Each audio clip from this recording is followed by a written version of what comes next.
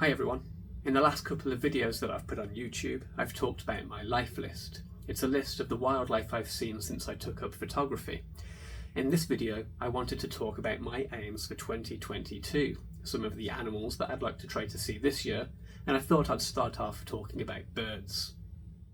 One of the birds that I enjoyed seeing last year was the loggerhead shrike. It's a quite rare bird in Ontario, very hard to see.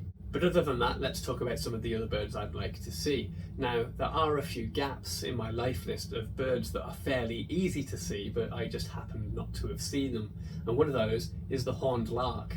So I'd like to see that, but time's kind of ticking on that one. It's a bird that passes through the Toronto area during the winter months.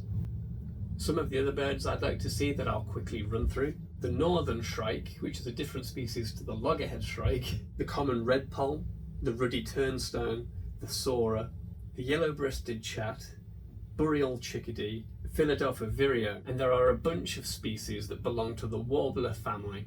Now, I've seen quite a few of these, but some of the ones I haven't seen include the cerulean warbler, the Tennessee warbler, the blue-winged warbler, the black-throated green warbler, the mourning warbler, the hooded warbler, and the ovenbird. Now, sometimes Sarah joins me in some of my videos, and she has a few items on her wish list as well. And starting with birds for her, there's a little bit of overlap here, but she would like to see any warblers really. A great grey owl, which might be kind of a little bit optimistic. Pileated woodpecker, which she has seen before but would like to see again. Common nighthawk, ruddy turnstone, the same as me. And you can see she has a soft spot for owls here. The eastern screech owl, the saw-whet owl, and finally, one that she has seen at a distance before but not up close so much, is a scarlet tanager. Now, I don't know a ton about plants. It's an area that I'm kind of trying to work on my knowledge in, but I would quite like to see some carnivorous plants. There's not a ton of these in Ontario. Probably the most famous carnivorous plant is the Venus flytrap, which of course isn't native here, but we do have a few carnivorous plants, and those would include the spoonleaf sundew and the round-leaved sundew. We also have bladderwort, pitcher plants, and common butterwort. Now, if I do actually find any of these, I'll talk about them in a little bit more detail if it actually happens. So that's enough about plants. Probably second to birds, one of the things I like most are butterflies and moths. There's a few of those that I'd like to see this year. In particular, the pipe-veined swallowtail, Milbert's tortoiseshell, which I'd really like to see. The lunar moth is kind of a fancy-looking moth, but probably my most sought-after thing, and I don't know if I'm saying this right, but the Cecropia moth, which is actually the largest moth in North America and is pretty huge. Of course, it goes without saying that any time that you see any kind of large mammal in Canada, it's pretty awesome. I've been lucky enough to see wolves and moose and black bear and that kind of thing, so of course I'd like to see those, but I have already seen them.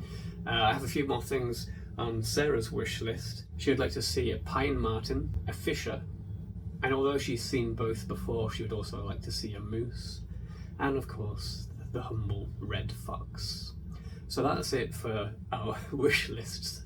A little bit long and probably won't be able to manage all of them, but we'll see how we can do. If you stay tuned to my videos, give me a subscribe by hitting the subscribe button, hit the bell to get notifications of new videos.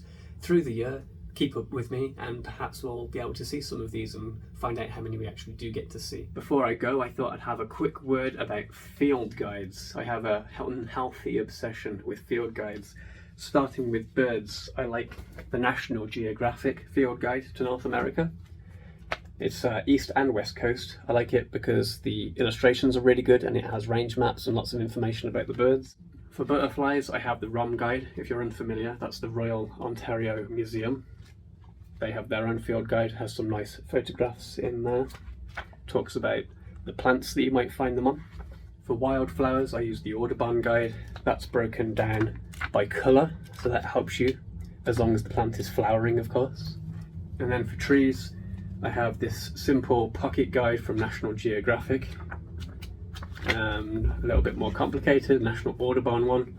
That one is broken down by leaf type, which again is fine as long as the tree is in leaf, but As well as all that, there's also lots and lots of online resources for finding things, so I'll use those too.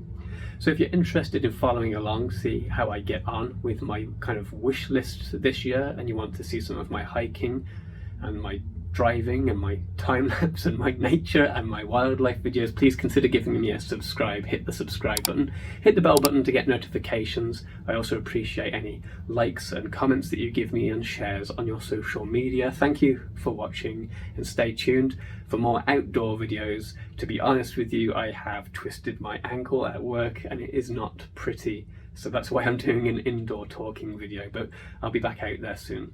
Thanks for watching.